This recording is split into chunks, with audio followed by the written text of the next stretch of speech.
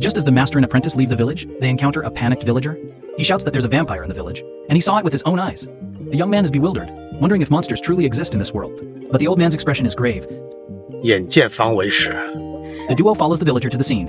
It turns out, this man is the rumored witness, yet he's just lying in his courtyard basking in the sun, looking completely unbothered, hardly like someone who's seen a monster. He doesn't speak until the old man offers a few copper coins. He lazily begins his story. A few nights ago, he was awakened by the squawking of chickens in his yard. Thinking it was a weasel stealing them, he went out with a club to check. To his horror, as he peered at the coop, a monster with a mouthful of blood suddenly lunged at him. Terrified beyond belief, he scrambled back into his house. The young man feels the villager isn't lying. Could there really be a vampire? The master and apprentice decide to stay in the village and capture this creature themselves. Night falls and a commotion once again erupts from the chicken coop. A dark figure sneaks in, extending its claws towards a chicken. With a sharp cry, the figure bites directly into the chicken's neck, beginning to drink its blood. At that very moment, the storyteller and his apprentice burst in. The dark figure is caught off guard and swiftly subdued by the old man. In the moonlight, they see it's not a vampire at all. It's just a man. It turns out, this man wasn't some great demon, but was suffering from a strange illness called bloodthirst sickness. This condition creates an extreme craving for fresh blood. The man tearfully explains that he was told all this by a group calling themselves the Green Lotus Immortals. They claimed he was the chosen one, and that by drinking the blood of 100 animals he could achieve great power and ascend to immortality. The old man scolds him for his foolishness, warning that drinking more blood will only worsen his condition.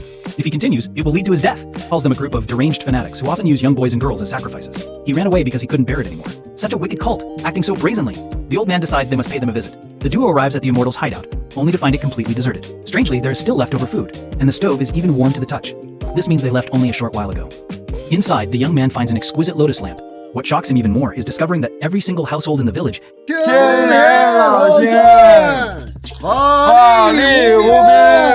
with this eerie chant, their flesh and blood rendered down into a vile sacrifice. The old man's face darkens. Realizing the cult is preparing for a massive ritual, he must find their gathering place immediately. He takes out his compass to find the mountain's energy lines, but the area's spiritual energy is in chaos, with no auspicious locations to be found. The apprentice has a flash of insight. If they can't find a place of good fortune, why not do the opposite and search for a place of great misfortune? The cult's nest must be in a land of the most extreme evil. Just as he predicted, the compass needle spins wildly before finally pointing towards a gloomy, desolate mountain. The master and apprentice arrive at a dilapidated temple on the mountain. From a distance, they can hear the sound of chanting. They cautiously approach and find all the missing villagers inside. Kneeling before a statue, their eyes are vacant as they mindlessly repeat the chants, as if their souls have been ripped from their bodies. A strange, fragrant incense fills the temple. The young man accidentally inhales a breath of it and is instantly overcome with dizziness. The villagers before him transform into grinning demons, swarming towards them in a frenzy. The duo barely manages to escape the temple. The young man, still shaken, asks what that smell was. The old man explains it's a wicked art originating from the Yellow Turban Rebellion of the late Han Dynasty. They feed a living person pig lard mixed with secret spices, and once the person is fattened, they are slow roasted alive inside a large jar. A small hole is then drilled into the jar, allowing this hallucinogenic, mind-destroying human oil to be rendered. The young man is horrified to his core that such an evil practice could exist.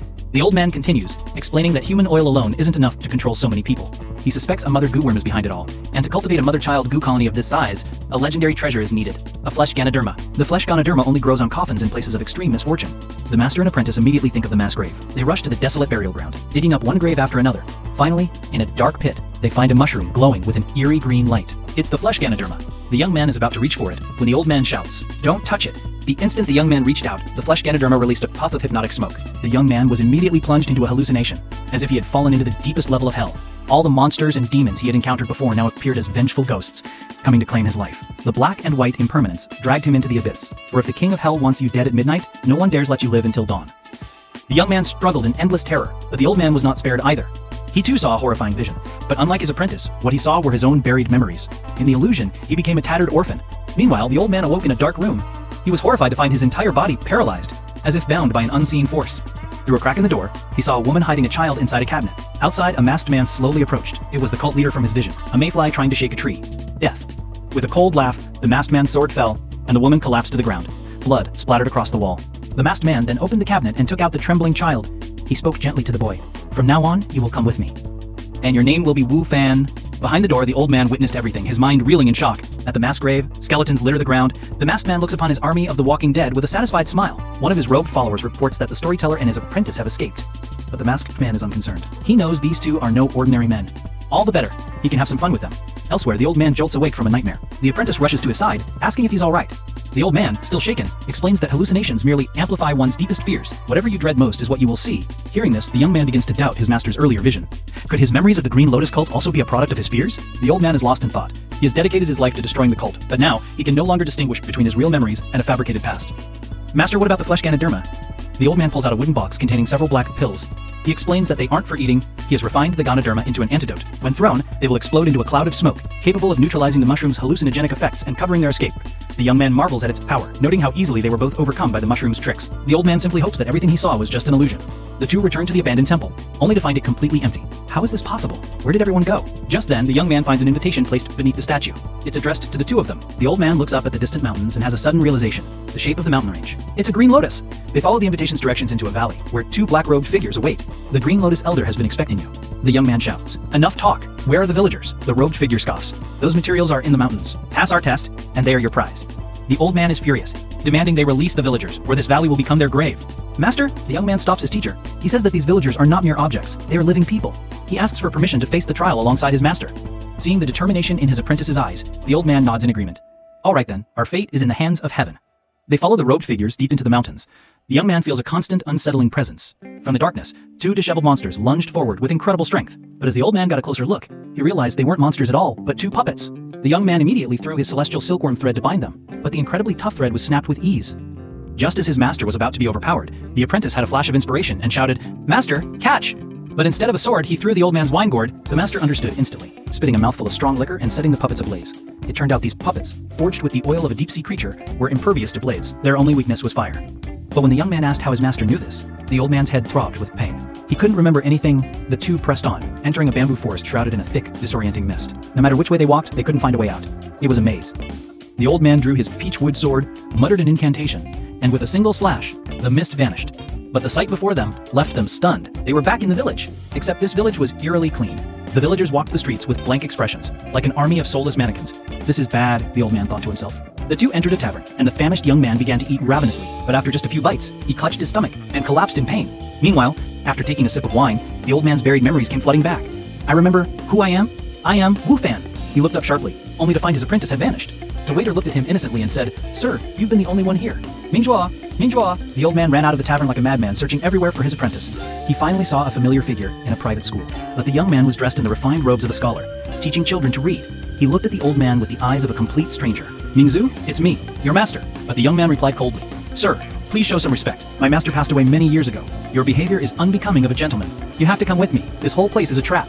The old man tried to grab his apprentice, but was immediately surrounded by the villagers. They closed in, chanting a bizarre song. The coffin laughs, the coffin cries. The old immortal is so amusing. "Bury the heavens, bury the earth, bury the green lotus to greet the immortal smile. Apprentice, I will get you out of here." The old man roared and charged forward, swinging his peachwood sword.